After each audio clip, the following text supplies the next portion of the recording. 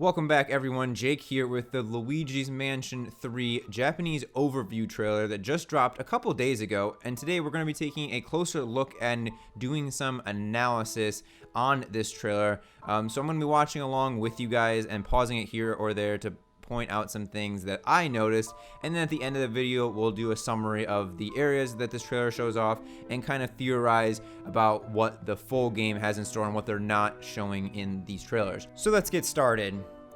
We start with this nice opening cinematic of Luigi and Peach and Mario and some Toads heading to the resort, checking into their hotel. It's massive, it looks great.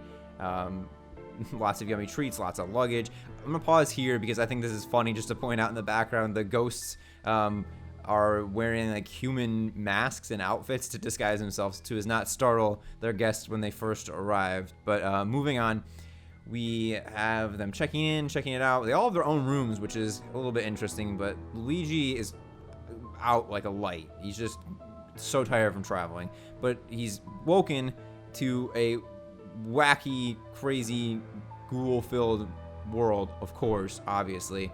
But he's exploring their rooms, and this is like the 5th floor, which it seems to be kind of like the opening of the game and kind of, you know, like a starter level. You can see they get captured, and Luigi's almost captured by King Boo, but makes a narrow escape down the trash chute. And I think this is the beginning of the game because we've seen that the underground parking garage is kind of like a basic starting area, and maybe even where Egad has his lab that you get your vacuum and different equipment at. But I'm gonna pause for a second here because this is kind of where it starts showing off the different areas.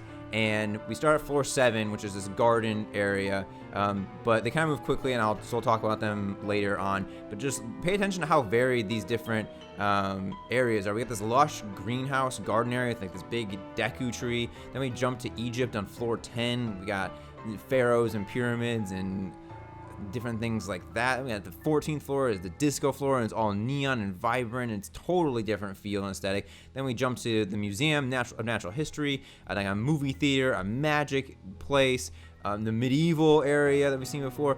We got, you know, the restaurant and like potentially like a maintenance sewer area.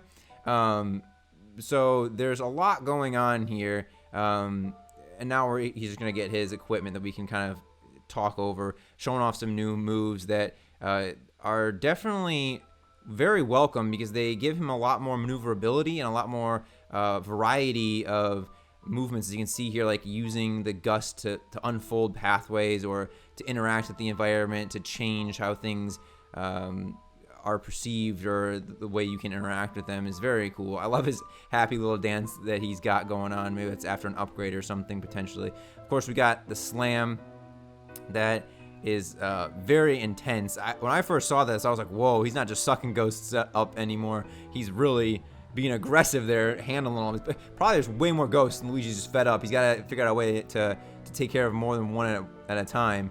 Then we got his suction plunger that he can pull objects or break objects with, which is another cool mechanic that'll definitely lead to some fun puzzles and just kind of exploring and you know, different breakable objects to find whatever collectibles there may be, or mess around with the ghosts inhabiting this hotel. Then we have the burst, which again is another cool movement because it's basically a jump that you can use, and as well as an attack to, you know, push a group of ghosts away to kind of spread them out so you can have a better angle or chance of them. And then we got Luigi.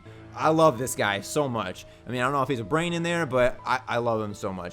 His fluidity, how he can just sneak through things, and again, opening up the book for so many different puzzles and different mechanics that you'll be exploring by yourself or with a co-op partner controlling Luigi, which is just epic. There's the big dinosaur statue. I love that. There's a barber or a salon, which is another kind of area that I don't know if that's, you know, on its own floor or if it's part of another floor, but a lot of things going on in this game, which makes me very, very excited, not just in terms of the environments, but also in the style of play, the puzzles, the mechanics, the combat, all are being evolved here. I'm going to pause here too because this shows some of the bosses and or mini bosses, not sure exactly where they all plug in, but there's 9 here, and then in a little bit it shows another one, a water polo player, so that's 10, plus we got, you know, probably end game bosses like King Boo or the owner of the resort are probably a couple at the end there too. So at least 10 bosses here, and we've seen up to this point,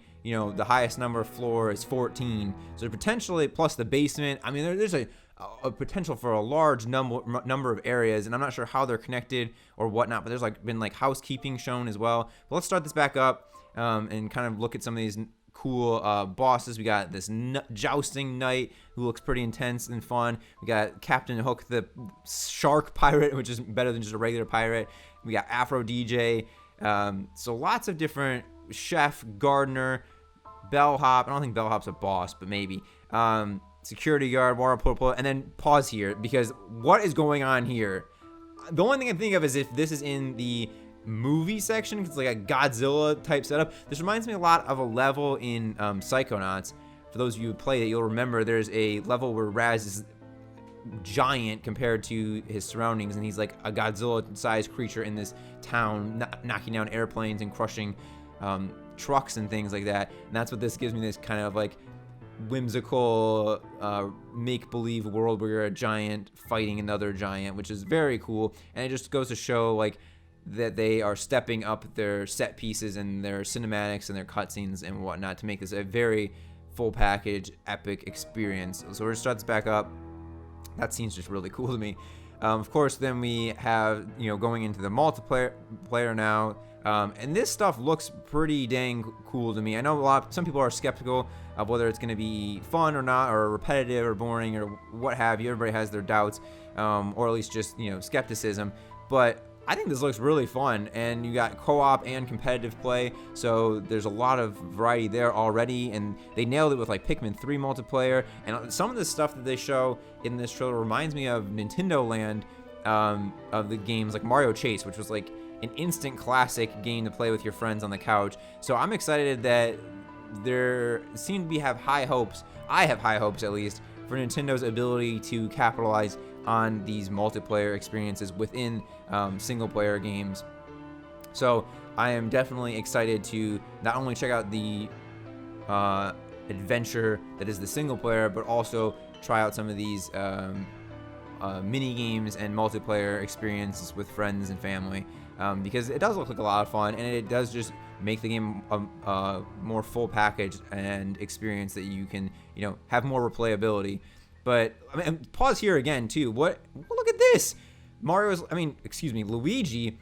Mario, I was thinking of Mario because Mario Odyssey, and like when you're on top of those towers in New Donk City, it looks so high up, and the scale is just so much bigger. And again, scale, we have Luigi outside on the outside ledge of the resort tower, and he's looking down multiple floors. So they're really stepping it up here with their set pieces and environments, which is really cool. We'll play it again so we can finish out this trailer.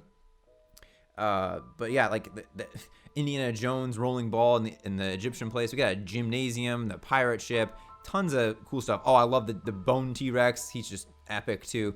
But yeah, that is where we're at with this trailer.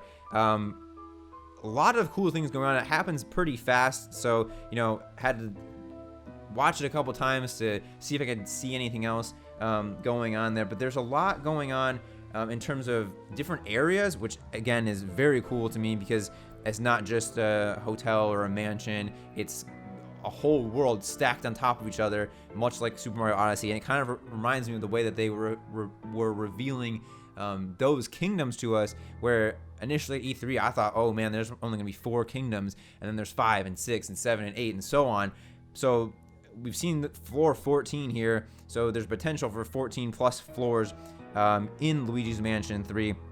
And just to kind of throw up a list here of all the areas that I noticed that were different in this trailer, and again, some of these may be combined into the same floor or just be side areas, not full floors with like a boss or a lot of different rooms in them.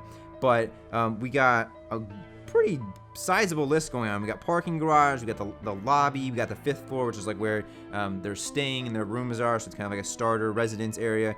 We got the garden or greenhouse area, we got Egypt, the disco floor, a museum floor with all the dinosaur bones, a movie theater floor, a magic room or floor, the medieval area, a restaurant, the sewers or maintenance area where we saw Luigi doing his thing, a gym, the pool with the water polo player, a pirate ship, the salon or barber shop, whatever that is, the Godzilla city, which now I'm thinking is probably part of the movie area itself.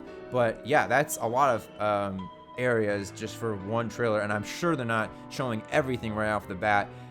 So there's definitely even more exciting for us to check out in the full game, and I can't wait. It just makes me more excited for Luigi's Mansion 3 because I don't know, I feel like the series doesn't get enough credit in some ways, where it is a very creative and unique experience, and they're really stepping it up to make it on par with, you know, the big Mario adventure games. And like I said, there's 10 bosses shown in here, or at least mini bosses, plus some endgame bosses. So lots to do, lots to explore, lots to interact with, puzzles to solve, ghosts to capture. I mean, just really fleshing it out here for us. I can't wait to get my hands on it. I hope you guys are excited too. Let us know in the comments down below what area or environment you're most excited for, and if you have any predictions for another area that they haven't shown that you think would be cool to have in the game, or your prediction for that. But thanks so much for watching. Hope you enjoyed this little close look analysis video, and until next time, Switch Force out.